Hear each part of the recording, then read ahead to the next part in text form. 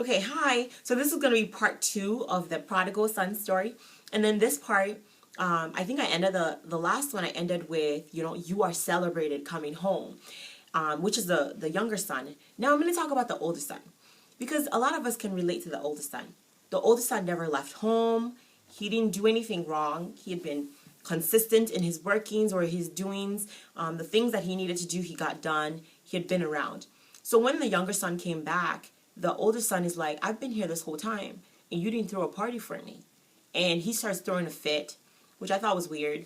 And he's like, I've been around, nobody's giving me a party.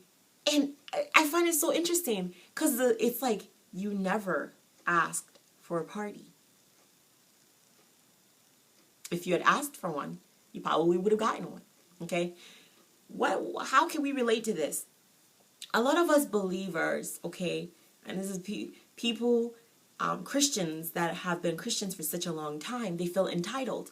They feel like, I've been here and I've been doing what I needed to do. I never sinned and I never did anything wrong. And this person of the world just came in now and God's just blessing them. And why is God just blessing them? And everybody's just showering them with goodness. And I've been around and nobody's looking out for me. Nobody's throwing me a party. And I want to be celebrated. That's a horrible attitude. That is such a horrible attitude. Rather than celebrate with everyone and be happy that your brother came home, you want to look like it's so selfish. And it's like, it just speaks volumes of like a lot of us. It's like that selfish place where it's like, it should be about me. Why is it about her or him? And why is it that we're not celebrating me and we're celebrating? It's like, get over yourself.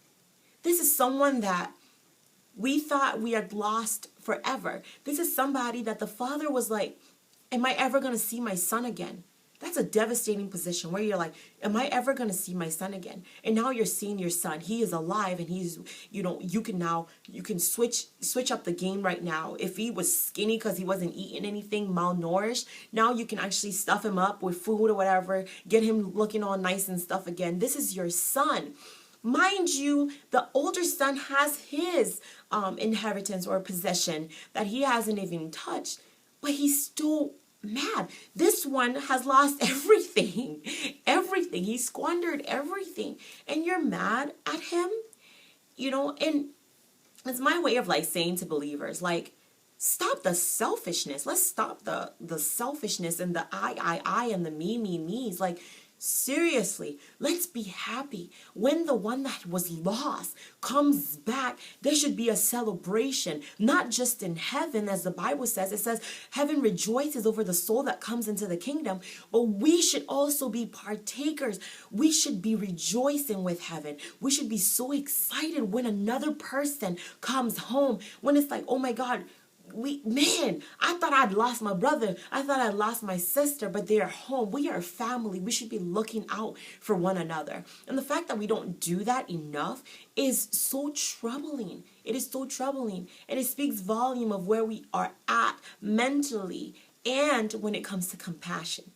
And I love how Paul puts it. Apostle Paul says, above all things, seek for compassion. Seek that you have love. Because love never fails. Love never fails. I love that the fact that the Bible says, that love covers a multitude of sin. And so that's why sometimes you'll get people that are in a relationship, and because they really do care about that person, they don't notice the person's faults. Because love does cover a multitude of sin. And so let's begin to operate in love. Let's operate in love. And welcome the ones that have gone off to see what the world can offer. And now they've decided, okay, you know what? It's not for me. I'm coming home. If God can accept them, why not us?